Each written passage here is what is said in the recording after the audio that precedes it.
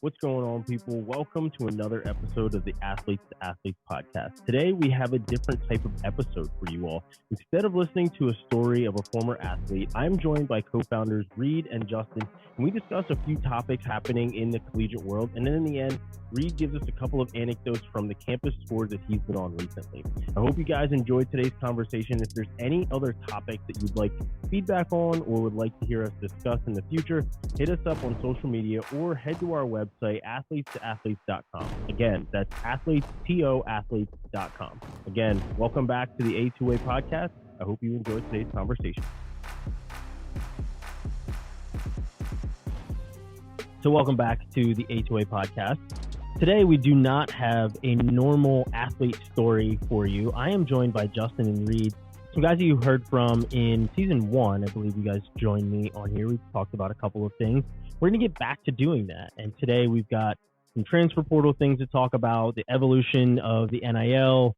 Reid's been going on the road, so we want to see kind of how that's been going, and some state of admissions type of talk as well. So why don't we jump right in, talk about the new evolutions of the transfer portal, and how that has evolved over time. And originally, I think the transfer portal was something where athletes could just kind of jump in at any point, right? You didn't have to notify anyone. You could just go to administration, sign the different papers that you needed to sign, and you're in the portal. Now the NCAA comes out, I think it was like halfway through the football season. You guys can cut me off if I'm wrong about that, but it was like a little bit towards, the middle of the football season when the NCAA makes that announcement and says, everyone in the transfer portal out, right? Everyone out of the pool, because we now have a time for when everyone can enter the transfer portal. And as the time of us recording this, we're probably about a week away from that.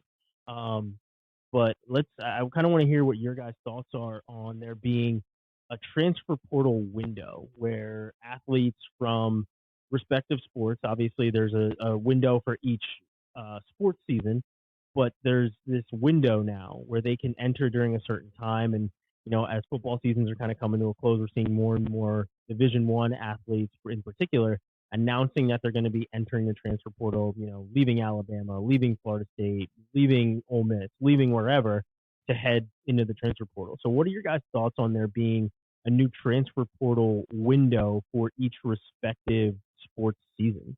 I'll jump in on Runaway. I like it.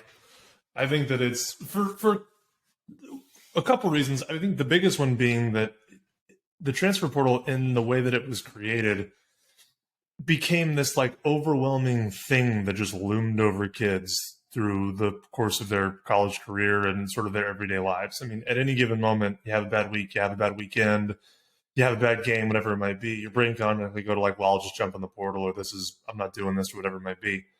And I like the flexibility that kids have to be able to move. I always think that should be an option for student athletes. Mm-hmm. But I think narrowing it down to the 60-day window where, hey, this is the time when we're going to think about this. We're going to look at the season as a whole. We're going to look at, our off season as a whole, whatever these chunks might be. And then we're going to make a determination on whether we want to be at this school or not be at this school based on what we know and what we don't know.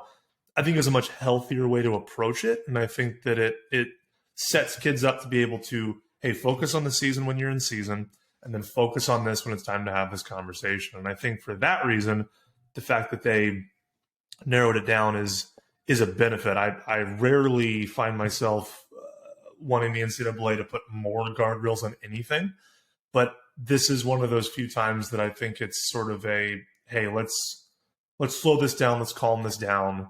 There will be a time for us to think about that. It doesn't have to be something that's constantly looming over your head and looming over your emotions every day of the season and every day of the off season. So that's my thinking on it. I'm actually quite in favor of it. I don't necessarily agree with them just kind of changing it on a day and kicking everybody out. That's not a great logistical thing, but you can't ask for much more when it comes to college sports operations, I feel like. Well, and the big thing this year, and I think next year as well, is you also have the added wrinkle of COVID year event eligibility.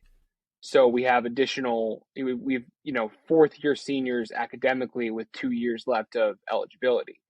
So we're seeing, at least early on in this conversation, a lot more grad transfers being announced because they've got 2 years of eligibility left.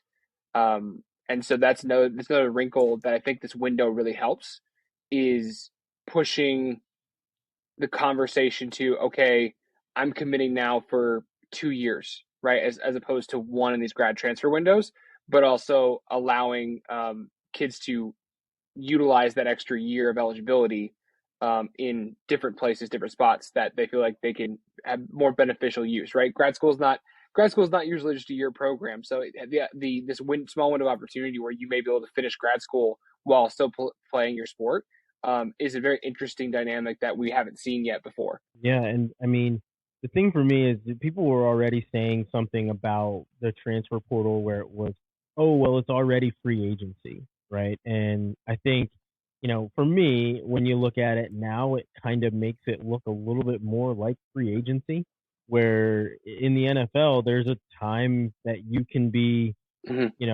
moving about, right? There's contract signings and everything else. And, obviously there's some stipulations and things, but to kind of piggyback off what Reed said, I like it in that sense. Yeah, I don't like how they just kind of came out and they were just like, everyone out right now, we're going to make a change. But it also does allow for kids to not have, and I hate to say kids because they're grown men and women, for grown athletes, college eligible athletes, to be going throughout the season and make some rash decision, right? You have a bad game or you don't play as much as you thought 3 games in, you're ready to enter the transfer portal and turn in your helmet, turn in your cleat, like you're just ready to go, right? And even though I just said, like, let's not call them kids, they still have a kind of a childlike mindset where, oh, this isn't for me, I'm out of here.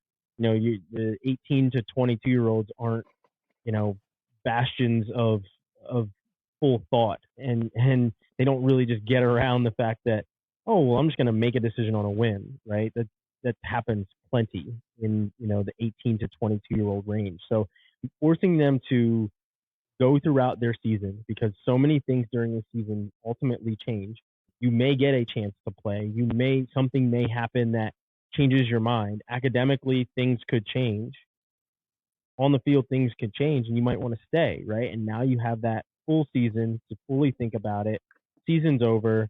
Okay, now it's time for you to look at the transfer portal and do the things that you need to do. But in that football vein, it opens up, like if you said, at the time of recording this, we're about a week away, right? December 5th, I think, is that first day. Football-wise, if you're somebody on a team that's in the playoffs, you say, I'm going to enter the transfer portal, that changes some things, right? You don't want to enter right away. I don't, and there was a lineman from Alabama that said he's going to be entering the transfer portal. For me, I'm not making that decision right in that time. And I believe he was one of the guys that was getting significant playing time. That's not, for me, that doesn't seem like a good idea. I like the point that you made, Ryan, about the fact that, we don't want to refer to them as kids, and it plays into the point that you were making there. But they are, right? I mean, that's kind of the reality of it. It doesn't matter if they're 6'5", 300 pounds, or if it's, a gymnast who's gone to the Olympics or whatever it might be. Like, those are still kids. And for most of these kids, this is the first time being away from home. This is the first time having to sort of do everything by themselves, figure out who they are, go to classes, have a new set of, support structure, parental structure, whatever it might be whenever they're in college. And so that's shaky. Like, and a lot of these kids come in with athletics dominating, 90+% of the decision that they made. So when they come in and that piece doesn't go right the way they expect it to, when the transfer portal was open season, like you said, you could have that gut reaction and you could immediately go, this isn't for me. I'm getting out of here. This isn't what I thought it was going to be. Whereas now, I think it puts a lot of these kids in a position, even if it's just a full season, right? Because you think about the fall sports kids who come in, they go through their fall season and could feasibly potentially announce into the transfer portal come December. That's only a semester of college. So that's already not a ton of time, but it at least forces you to do the whole season and get through that, at least the chunk of the season until they get to the championship settings, work through or learn to work through any type of those conflicts and kind of have the real adult understanding of like, listen, sometimes this stuff isn't going to go, and frequently this stuff isn't going to go how you had it in your head. You went from being the dude or the girl at your respective team or your respective school in high school or select or whatever it might be, and now for most of these kids, you're just a player or a competitor on that team. And that transition is tough for anybody, especially when you talk about going to these high athletic schools. And so, I think just from a mental health standpoint, from a personal development standpoint, I think it's important for these kids to be able to go through that process and have that sort of forced, okay, you're going to, it's the equivalent of like, you're going to sit here and finish all your food. Like, you may not be pumped about it, but like, you're going to sit here and you're going to clean the plate, and then we're going to evaluate at that time and see what we want to do from there. So, I mean, for that reason, like you said, maybe there are kids that want to go a little sooner. And I agree with you. It seems odd that you would jump in as early as you do, but hey, maybe he's already having conversations with schools, and maybe NIL has a component to it. Who knows, right? But yeah, that one's odd to me as well. I think the window also is protecting these kids, that the shift, like, and narrowing it, because it keeps, like where you said, from making irrational decisions early on in the season or early on in the semester, where we've seen a young man from UCF last year got trapped in the transfer portal, right? So it protects against, or at least provides some sort of security where, hey, you're not giving away all your leverage immediately just because you said something too early or incorrectly, right? So it's giving them the opportunity to really think about a decision and have a plan in place, as opposed to just sort of throwing away a season. So I like the different season dates, and it also allows for coaches to know when to recruit from a transfer portal and know when to focus on their team. It also, from an infrastructure standpoint, gives them some security of like when these conversations should happen versus not, and it allows them to provide them more attention in where they need to throughout the season and off season, which I think is also helpful for these coaches who, Ryan, you're talking about it being free agency.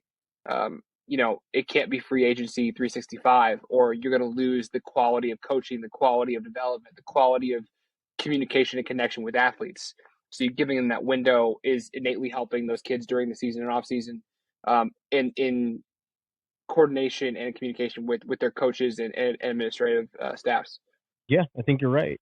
I like the fact that there is now a window for them to be entering instead of just jumping in all willy-nilly. But the component for me, and obviously I'm a Florida State football fan, so I pay attention to them more than anyone,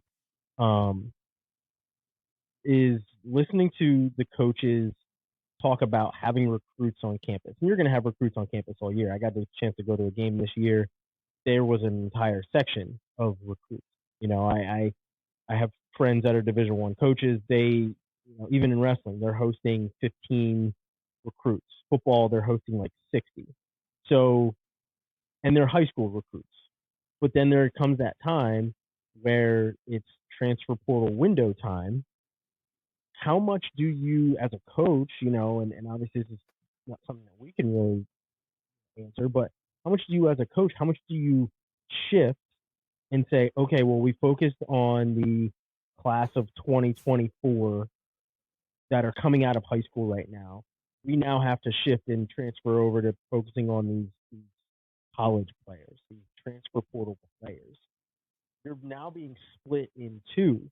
You already have people on your staff that are focused on recruiting. You're all going out and recruiting. The head coach is going to go to your top 1% recruits. Nick Saban's not just sitting in anybody's living room, right? So he's got to go to the top 1% of the 1% of the guys that he wants. But how much of your staff is now split in two because you're focused on that 5-star high school recruit, but now you're focused on that 5-star recruit that spent a year at Bama, that spent a year at Florida State, and is now going into the portal.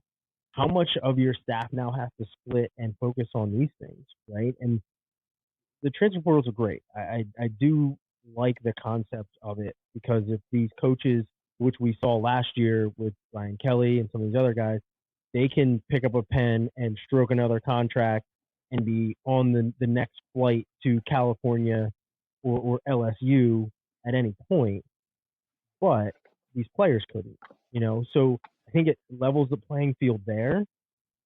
But like your staff, you talked about it, that player relationship is of the utmost. And if you don't have that connection with your coach, you're going to look for another coach that you will have that connection with. And let's call it what it is. Most of the time, that player coach connection comes down to how much playing time you're getting. Let's call a spade here. Like that's Yeah, kind of I how mean, it's and going to work. also with NIL, that plays into it as well. But I think we also need to consider so football, men's basketball. Obviously, your question is 100% on point. Like, how do you differentiate? You've got these big staffs. You got this recruiting budget. How do you differentiate that? But take out those two sports, and you look at all the other D1 and then all the way down to D3 sports, right? The ability to recruit is already difficult enough, and now you're relying on transfers or other things to fill rosters, right? It becomes much more of a difficult idea to navigate when you're a Division 1 wrestling program where you need to fill a spot and you don't have that recruiting. So how do you even get within the transfer conversation, right? And those kids in the portal, how do you even get noticed when you don't have the resources? Or you pick gymnastics or a track and field, like where the transfer portal isn't as much, I don't want to say known, but like it's not heavily reported on or heavily tracked on like who's going where. But those are also Mm-hmm. the sports that are undermanned, understaffed, underbudgeted from a recruiting standpoint. And so I think that's the next wave of evolution we have in this space, other than having like rules in place to sort of put some more guardrails, is how do sports outside of football and basketball utilize this moving forward?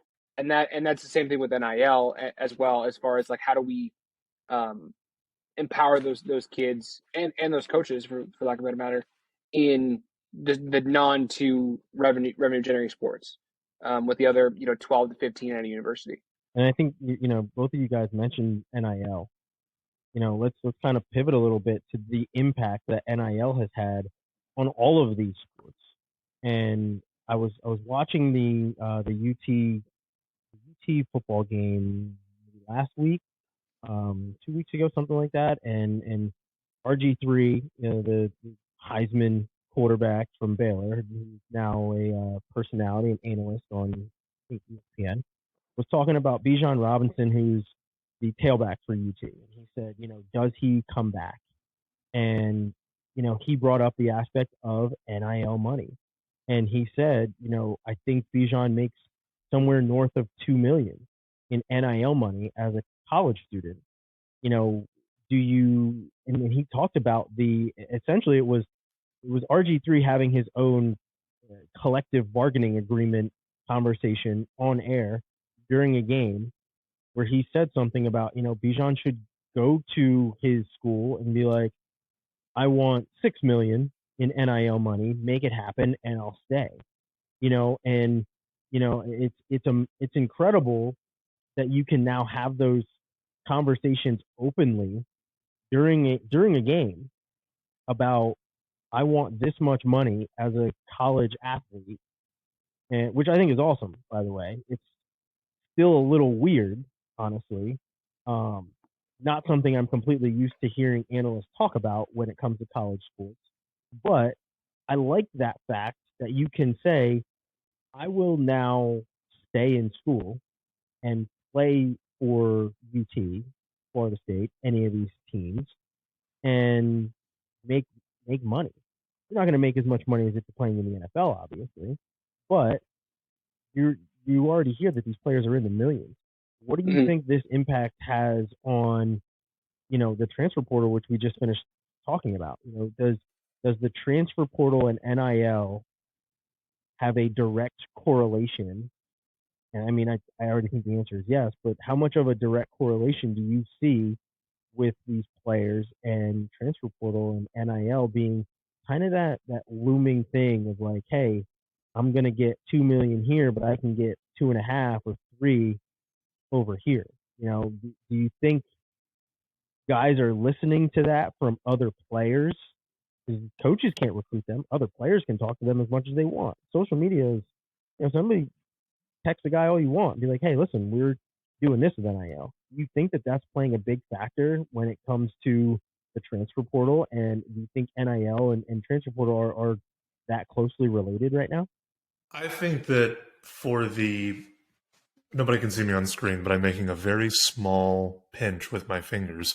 For the very, very small percentage of people that fall into that category that can have those conversations, I think that they're inextricably connected. I mean, I think of course, I think that sort of percentage or echelon of player at the college level who's talking about those kinds of collective dollars and that kind of NIL money, it's a business, right? You have advisors. That's part of the conversation. We all, us being from Texas, right? We heard left and right about Quinn Ewers getting $1 million to come to Texas or away from Ohio State, whatever it might be. It's just part of the conversation. So for that minute percentage of athletes that applies to, I think that it absolutely is connected, and I think that it should be connected. I mean, you have NIL opportunities, transfer portal's open, similar to what you said. I think there's an old school, new school mentality on some of that stuff where people want to kind of bah humbug it and say, oh, it's the Wild West and it's uncontrollable. And bag money has existed forever. We know I'll just have to admit that it's happening above the table instead of under the table. It's legal now. It's legal. Yeah. Yeah. So I don't care if it makes you uncomfortable or not uncomfortable. It's never not happened. So now we just are all now the kids just get a say in sort of where that funds go. And to be honest with you, you've got kids like Blake Corum, for example, in Michigan, who takes a chunk of his NIL money every year and donates it to families and helps them pay for Thanksgiving. You've got all different kinds of kids now who are setting up nonprofit opportunities and doing things back with their community or giving their family the support that they were maybe using that brown bag under the table for later in life. So, I mean, at the end of the day, the money's going to get exchanged no matter what. Now we're just giving the kids a piece of the pie and allowing them to do with it as they want. And some of these kids, if they need to use it, they're using it. If they have excess, they have excess. If they're donating it, they're donating it. But it's their right and it's their money to do it now. And if it makes you feel uncomfortable if that's happening, then you probably spend a little more time focusing on why that makes you uncomfortable. Well, I think the other thing is, and this is sort of the next frontier of how these two things marry together, is kids transferring to schools for NIL opportunities because. And I'm not talking about your pinch size, 1%, right? Hey, I'm gonna go to this school. Let's just pick Texas schools just for example, right? I can go to UT, or I'm an athlete at UT, but I know people in Houston, from Houston, let's say, and if I want to transfer to Rice because I'm homesick or for whatever reasons, I may have more NIL opportunities there because I'm more aware of the area, I have more connections, those kind of things. So I think there's also that pivot point for your non 1% to transfer for other opportunities other than just playing time. We haven't seen that yet, but we're still so new in this space that I don't think we've gotten mature enough wise on the NIL front to do that. The second thing, to your point, Reed, that I found out this year was if you're an international student, you cannot make any, the NIL money is not available to you. So a lot of the international students have set up nonprofits or funds of that sort to then push that NIL money towards other causes. That's another wrinkle that, when we talk to kids from overseas, that, the NIL opportunity may not be there for you to make money yourself, but there's still an opportunity to have an impact in those spaces. Yeah, and I think it's funny, you mentioned Quinn Ewers and him being as big of a prospect as he was. At the time he was in high school, and we say this like it was so long ago, I think it was 2 years ago. 2 years ago, yeah. He was not, and this hasn't changed, and it's state by state basis. He was not able to accept any NIL money, even though there were a good amount of people that were trying to set his pockets very right at that point. And he reclassified.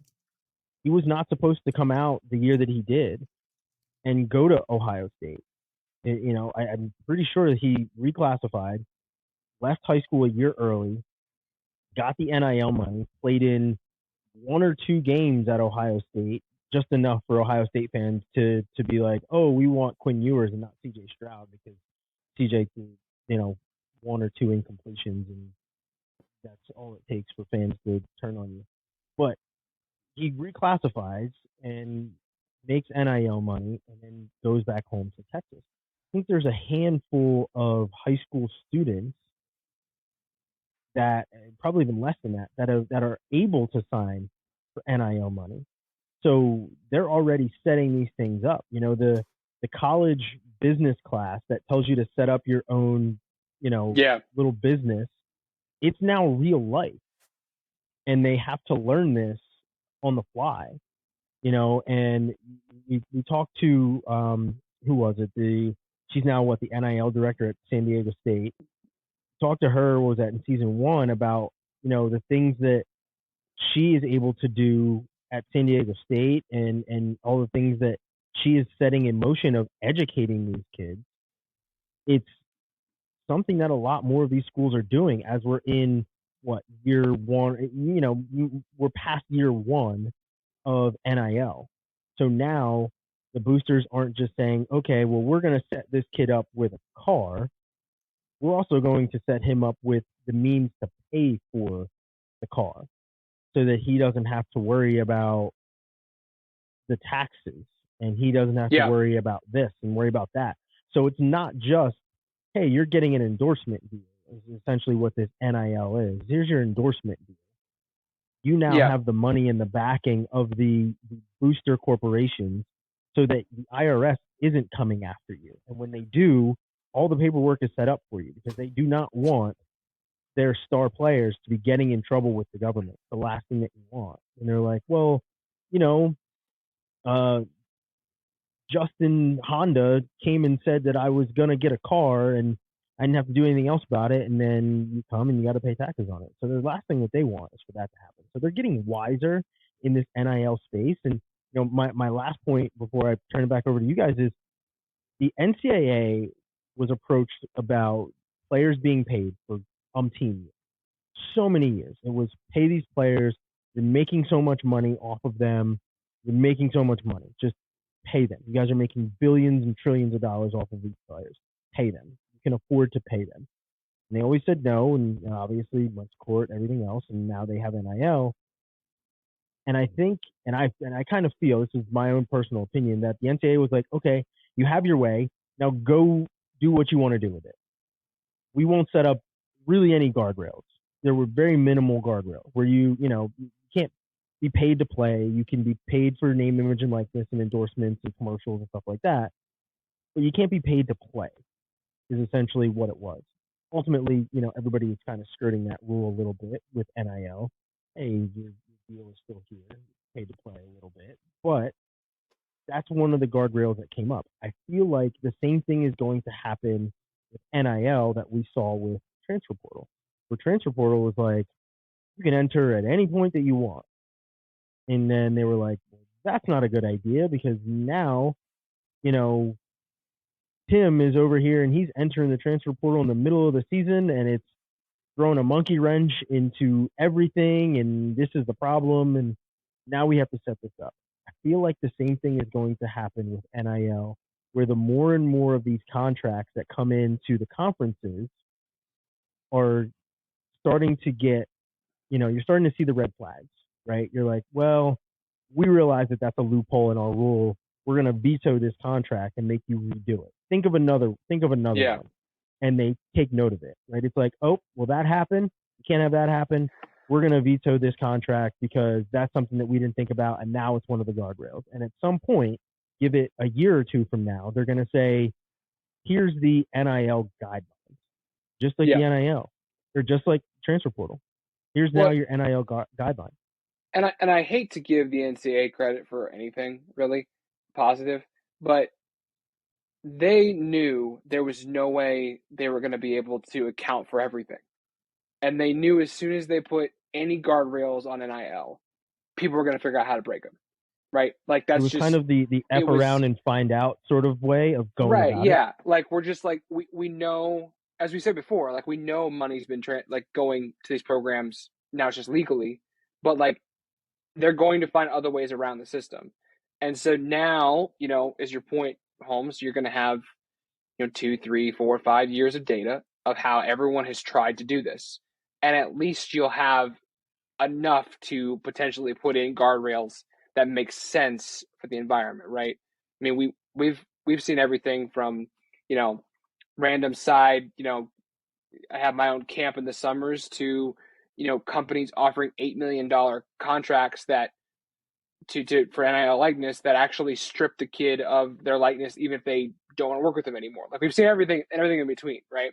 And Mm-hmm. so finding that balance of what is available to the kids versus what we're going to see stripped away from a legality or a guardrail standpoint, like that is still definitely a TBD. But I could see pending the NCAA still having the same control as it does now in 5 years, because there's still that talk about some the football schools or some other coordination of another league or another association.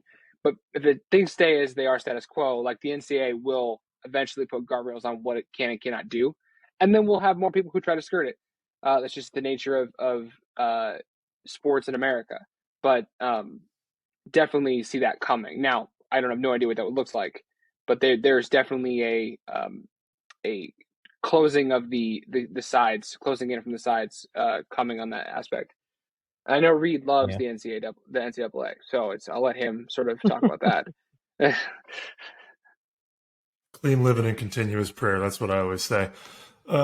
Reed, No, what's your take on the employee side of thing? Like I know there's always been some talk about, I know like Northwestern tried to get their kids to unionize or something like that. And from like the athletes being employees, like what's your take on that as far as that versus NIL?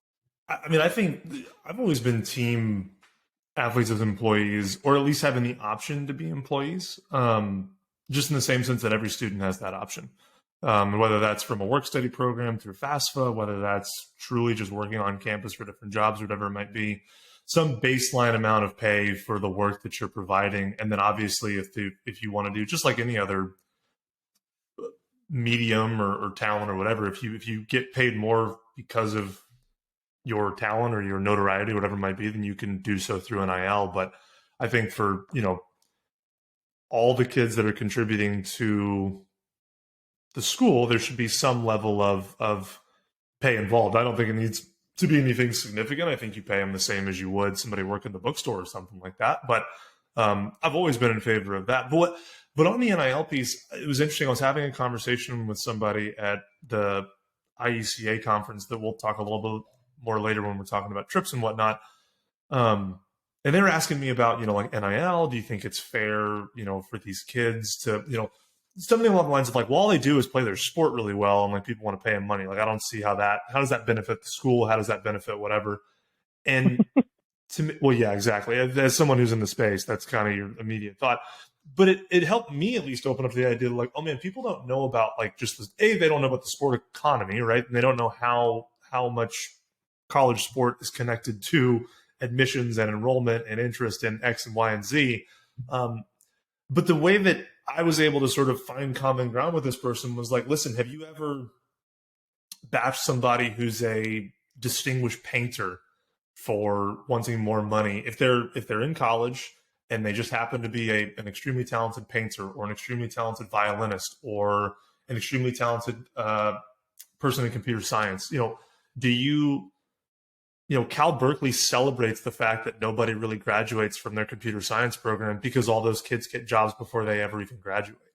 So in that sense, we're celebrating people for not graduating, and we're celebrating people for quote unquote not getting their educational, privilege that they've been given to go and play this sport. But it's because they used the medium to go and do something that was going to work for them, and they ultimately got to the goal they were trying to go to, right? And if they don't get that job, then they still obviously have the opportunity to graduate and move on. Same with an oboist, same with a violinist, same with a painter, whatever it might be. They're using their unique talent to draw in income, to draw in notoriety, to draw in further opportunities. And at the end of the day, that's one of the many arms that college serves. And if those kids, if that violinist or that painter or whatever it might be transferred schools because there's another professor or there's another gallery or there's another symphony that can give them a better opportunity to get closer to their goals, I don't know about you guys, but I've never heard anybody making a big fuss about those people changing for what needs to be better for them. I think just the reason that we do it through sports is it's a much larger sort of universally consumed medium. So a lot of more people are aware of it. And college sports were designed to not have the freedoms that these other places do. And so we don't think of it being strange when these places that never had these guardrails put in being odd. I think that if you would have I think that if, athletes could have always made money and artists would have always had to get, couldn't have made it because they were in college and they were going through, the troubled artist life or whatever it might have been. I bet if you flip those scripts and then we opened up, art NIL and people started making money off of that, people would have opinions on that at the end of the day. Just because someone told them earlier you couldn't do it and now you can, people want to have opinions on it. And to me, it's no different. You're using your unique talent to provide yourself opportunities, whether it be in or out of that thing that you have a talent for. It distilled down.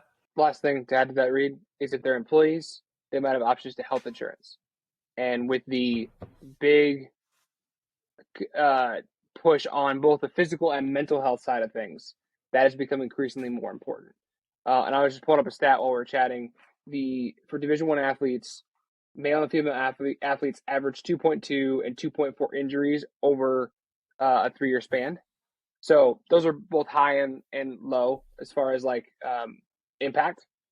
But still, if you're averaging basically an injury a year and one that keeps you out for 2 weeks or more, there's a definite need on the physical side, and we are all aware in this room of the mental side that's needed.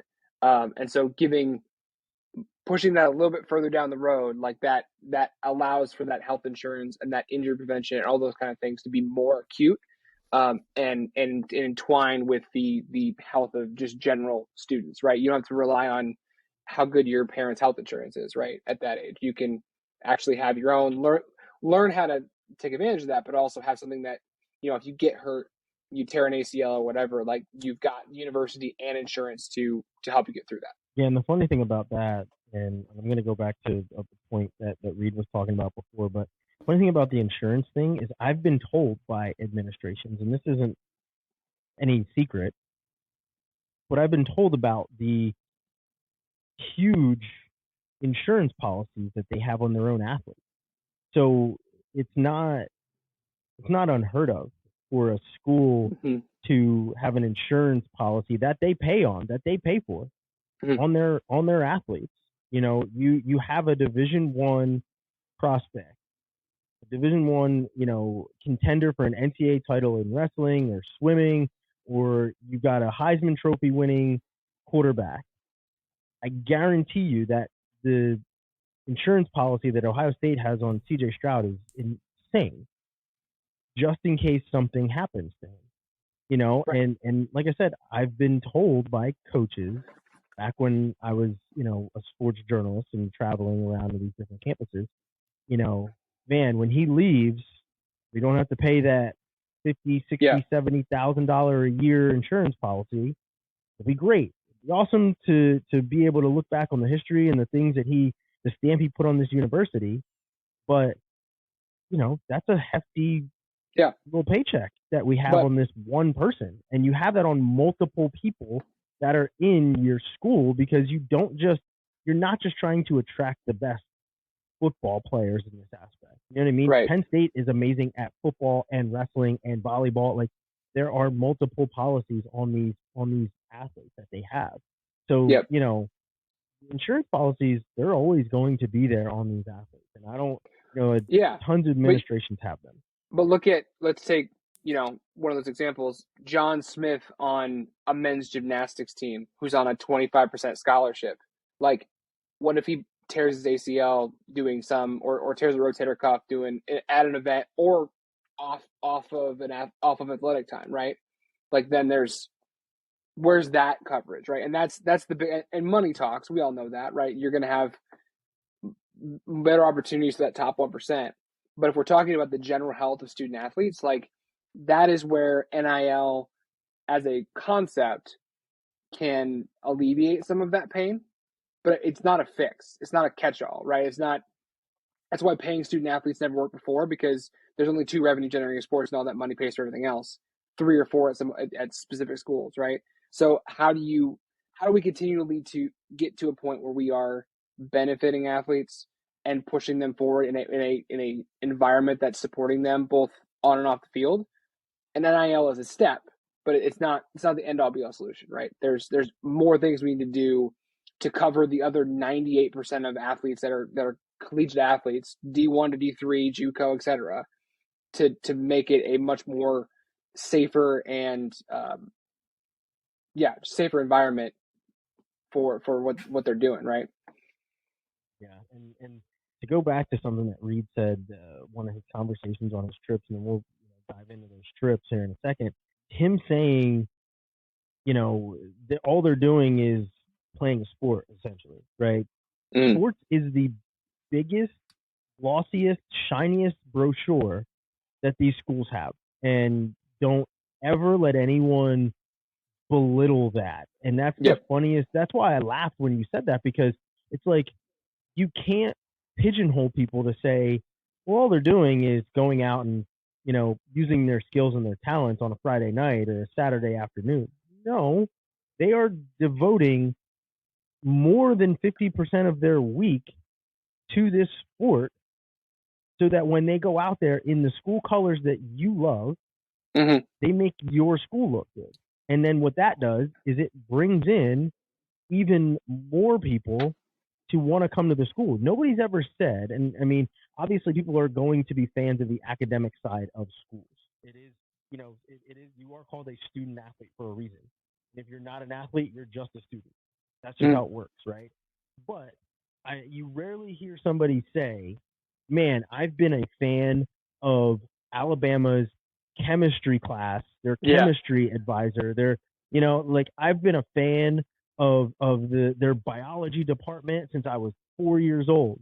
It's probably one. It's probably one person. Yeah, maybe one. Maybe one. But for the most part, you're like, my dad was an Alabama fan. My uncles played at Alabama. My mom was an Alabama cheerleader. Like, that's what it is. It's not. So when people say that, oh, they're going out and they're playing a sport, whatever else, yes. And to you, it might just look like them devoting their skill set on a Friday or Saturday night. But when you look at it in the grand scheme of things, and you notice that the student sections at these places are 16,000 people in a student section, that that's nobody, 16,000 people. It's one of my favorite lines from the movie The Program. When's the last time somebody showed up to watch him do a chemistry exam? It doesn't happen. And I'm not trying to belittle athletics, but I'm also trying to combat that thought that, oh, he's just using his skill to do what we all are. Last time I checked, I'm sitting here talking about sports because that's something I'm skilled about doing. We're sitting here talking about this conversation because it is a skill that we have. Just because I can no longer run a football across a goal line doesn't mean that I'm not using my skills to do these things. But everybody just wants to kind of pigeonhole people, and it's just insane to me. There are kids who have the opportunity to go play sport at a lower level, and they will give up that opportunity to go to a university with a fancy football program or to have the environment that sports has created, right? They will give up this playing the sport that they want to play or have the opportunity to play to go to that place and have that experience. Like, that is the power of sports. Your Auburn's, your SEC schools for sure, of like, this is a thing they want to experience, but they don't play football. But like, they want to experience it. That's the power of sports. That's the power of selling. That is why Hugh Freeze just got, X amount of millions of dollars to be the next Auburn coach, right? That's why Colorado's going after Dion, right? That is we're selling sports as a huge pinnacle of our recruitment for not just athletes, but for students for the rest of our schools. And Reid, I'm sure you've seen tons and tons of things going on your trips. That's what I want to get to next is, what are some of these things that you're seeing with admissions and the administrators you're running into at conferences? And, what are some of the takeaways that you have from these trips that you've been on, over the last month or so? Yeah, man, the last 5 weeks have been busy, I guess is a good way to put it. It's, Rather busy than bored. Yeah, absolutely. And to your point about the admissions, this is one of my favorite things to do. Just for anybody, if you get bored at home, if you ever watch a school take down, I don't know, say Alabama in football, go give it like 2 weeks and then Google the percentage increase of applications to that school. I know we talked about, I think it was last year or 2 years ago, one of the two, when Cincinnati made it to the playoffs, they got like an increase of, what was it, 1.8 billion or whatever. I just looked up University of Tennessee, and in the, I think it was what, the 2 week or 3 week span that they were sitting up in the, after they had beaten Alabama, they had an average of about 200 applications a day, which was a 150% increase from the previous year in applications during that same time. So if there was ever a motivator for, I'm not going to do the math right now, but thousand, number of semesters, that many kids, it's a pretty high potential for gross revenue. So, and that's the underrated thing about like all these coaches making a ton of money, making millions and millions of dollars, is because that millions. Do I agree they should be paid $10 million a year? Probably not. But that money directly translates to applications.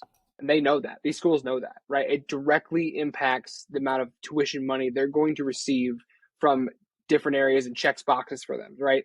If they have a good football program, if they have a good basketball program, if they have a good athletic programs that have high prominence, they're going to see an increase in those applications and in as a result, tuition dollars.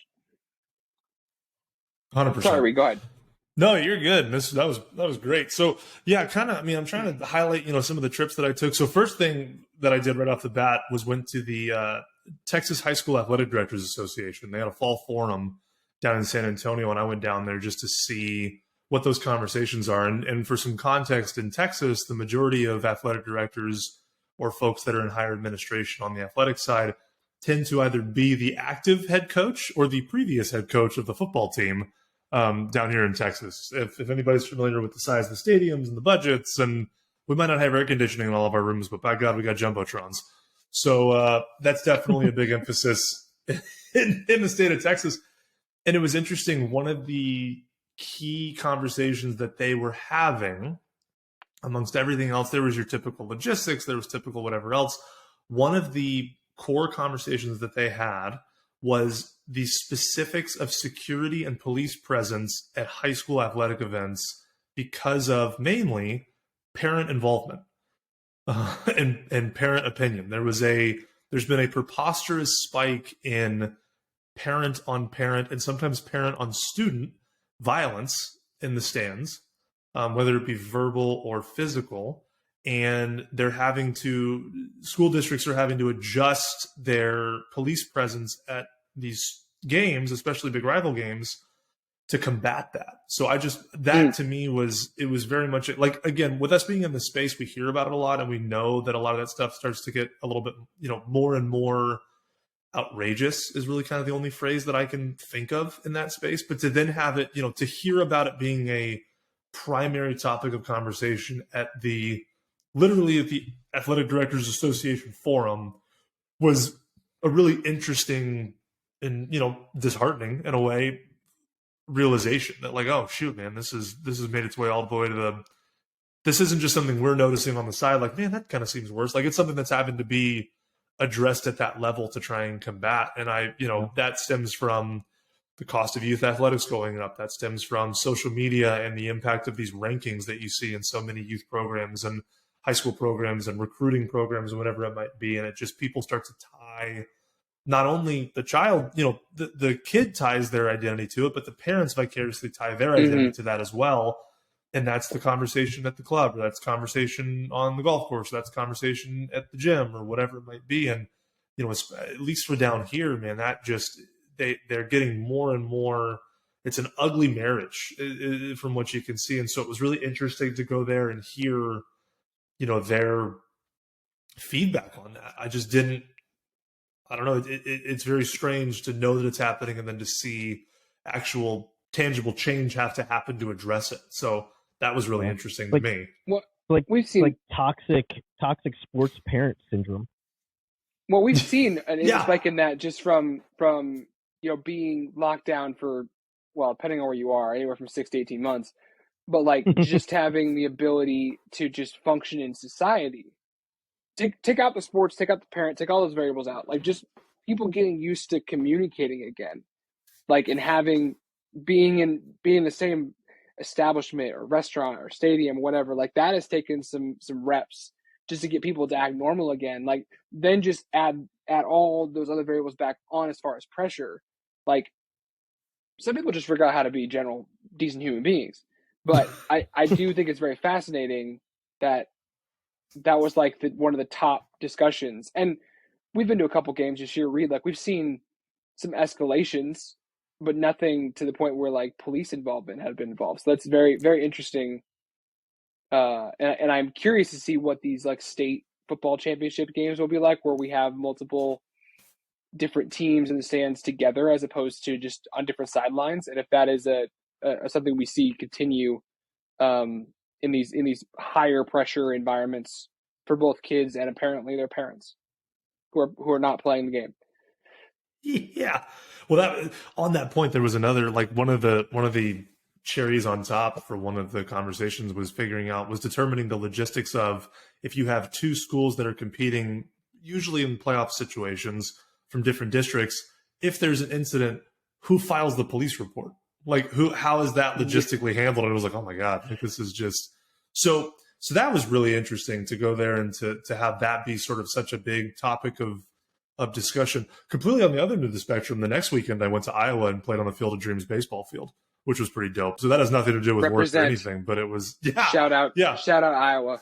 Drove, I guess, somewhat by the Hawkeyes at some point during my drive. I don't know. It was long. Listen, I'm glad you're doing that now because it's not going to be there very much longer. Not side tangent, but like they're gonna blow that thing up from a tourism standpoint. So I'm glad you got to experience that when it's still like the dirt field. Yeah, if anybody wants to see that field go in the next 6 months, it feels that way. But yeah, man, no, it was a lot of college trips, to be honest with you. Went and visited some schools in Texas. Southwestern was one that really stuck out to me that I really enjoyed. Went to Nashville in the Chattanooga area, visited a ton of schools over in that neck of the woods. I know especially for Texas kids, that's starting to be a lot more appealing. You've still got, the weather that they're used to for the most part. It's got a little bit more terrain to it. Nashville's obviously a city that's become a huge appeal for numerous reasons. And so that was pretty cool to be able to go and check some of that stuff out. And then kind of buttoned it with the IECA, or the Independent Educational Consultants Association National Conference out in San Diego. So got to go to sunny San Diego where it rained for 3 days straight and learn about, everything in the world of college admissions and, different research topics for financial aid and for, personality to career development. And it was a really neat time to go. And it was my first time going to the national conference, and we've got a small but mighty group of folks that are sort of moving into this student athlete space more exclusively, which was interesting. And so to go and to be able to sort of, learn from folks on the more traditional college counseling side and be able to pass on some, hopefully, wisdom to them on the student athlete side was pretty cool to kind of see that conversation come together. But the biggest thing that I pulled away from that was just the statistics that I learned. And it wasn't necessarily a huge number of them, but just sort of the reality and kind of place setting for really the state of admissions right now and just kind of where all of that stuff stands. So the one that stuck out to me the most was, so it's 2022 right now. So we have 2021 total year data. So in 2021, the number of denied applications nationally, so across all colleges, denied applications was larger than in 2001, the total number of applications that were submitted in the country, period. So wow.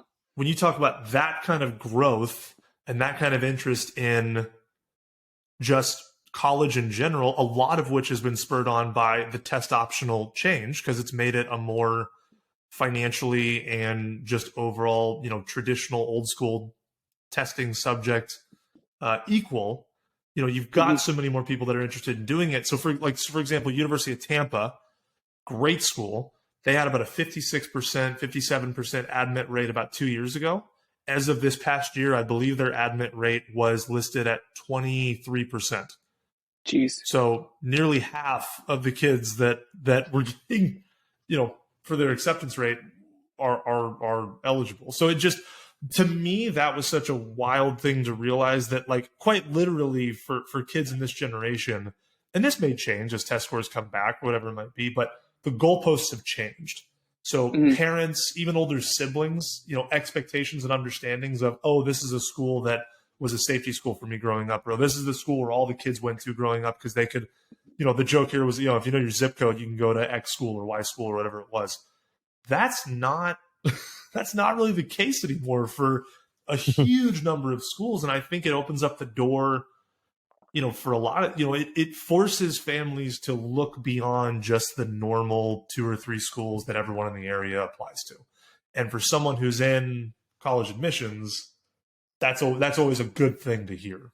Does that also increase the positive impact of having extracurriculars and activities and other things outside of it to make you stand out on a application, as opposed to maybe 10 years ago where it was just like grades and maybe like the sport you play for us, just as a way to boost your application percentage a little bit? 100%. Yeah. I mean, I think especially with not having that, I think for a long time, a ton of schools could, here's your GPA, here's the rigor that you have, here's your test score, and they could eliminate, percentage of the pool. And then it was a fairly easy differentiation up top to be able to determine who was going to get accepted, who was going to get denied. With schools going test optional now and having to compare against, kids that are submitting test scores in equal fashion, this holistic idea of admissions is really, truly getting put to the test right now. And so, the rigor of your courses, obviously your GPA are always going to be important. Test scores, if you want to do them, are always going to be important. But man, that personal essay and those short questions that you can answer, that is your only opportunity in this entire essay for you to showcase your unique personality and your unique voice. So really spending time on those things and deciding what you want to share with an admissions program is massive. And to your point on extracurriculars as well, it's forcing even athletes, right, who used to be able to just write in football, or baseball, or gymnastics, whatever it was. Now you've got to bring something else to the table because there's more kids. And because we've opened the pool up, and if we want to, just call it what it is, a lot of kids that are motivated to use athletics as a vehicle to get to college are generally in a socioeconomic position that taking multiple standardized tests was not realistic for them, or getting a consultant to help them with things was not realistic. And so now those kids are in the same pile as you, and those kids, kick ass. Right? They're busting it in the classroom, they're busting it on the field or the rink or wherever they are. And 9 times out of 10, they're contributing in other factors of their school or of their church or volunteer or whatever it might be. And that stands out in that application. So when you put those two things next to each other, it's going to be tough to beat that person if they're bringing all those other things to the table, which is why, right, when we talk to our kids and we're helping our kids, minimum 3 activities that you have outside of school. One can be your sport, because we totally understand that that's a huge time commitment, but you got to find things to get involved in, and you got to find things to get involved in a meaningful capacity, right? You have to showcase efficacy in what you're doing. Otherwise, you're just that person that signs up for all the clubs on club day, right? That we all remember doing in high school and college. And then you just never respond to the email when they're like, hey, we got an open house or whatever. And like you disappear, right? That's not being part of that club. That's signing up for an email list. So it's huge, the kind of difference that has made. And even more so since we've gone test optional. And I think it's going to continue that way. Yeah, I think Purdue today just announced that they're bringing tests back. MIT, I know, is bringing tests back. But like pretty much every school in California, especially the UC system, they're test blind and it's never coming back, right? And I think that's going to become more and more popular because, again, money, right? Schools are seeing the number of applications that are coming in and the number of kids that they're able to choose from different backgrounds and different talents and different specialties. They can be more picky in who's coming. Yeah, they can hit what they need to do. They don't have to worry about, you're not spending as much money sending people out and doing recruiting at different places unless you really just want to hit certain regions, because you've got applications coming in and it allows you to build a student body that you're proud of and that you can expose your kids to. The sport parallel here is that we know football coaches or programs or whatever are giving out 200, 300, 400 verbal offers to get kids to come to their school. This is the exact thing universities are doing without the testing thing. Let's get everybody in, we get everybody on a list, and then we can pick who we want. Same thing, right? And so knowing that ahead of time, your freshman, sophomore year, and being like, okay, I got to go find other activities or passion points or whatever to stand out. The same thing of like knowing that, hey, I got a verbal offer from this coach. I'm going to go visit the campus. I know it's a sales pitch. Keep my options open and keep myself grounded. Same thing. Yeah. I mean, the whole optional testing or no testing, it definitely does move the goalposts in that sense of you need to be a well-rounded individual now. You can't just be a football player and then you test very high so you are offered more money, right? It doesn't work that way anymore. And I mean, let's call a spade though. If you're a 5-star quarterback, it doesn't really matter. And it's never going to matter if you're that 1% Again, of 1%. that really tiny pinch that we talked about, right? Yeah, there's always going to be the outliers. For sure. And there's always going to be those outliers, and there's no way around it. But it definitely does change things for admissions. And, who knows? Is it changing things for the better? Is it changing things worse? We'll probably be able to dive into those analytics at some point. Right now, we have no idea. But this has been a great conversation, gentlemen. I think the next time we link up, we go a little bit deeper into admissions and maybe we start talking about legacy. Because that's something that has been, I believe, a pain point for many, many years.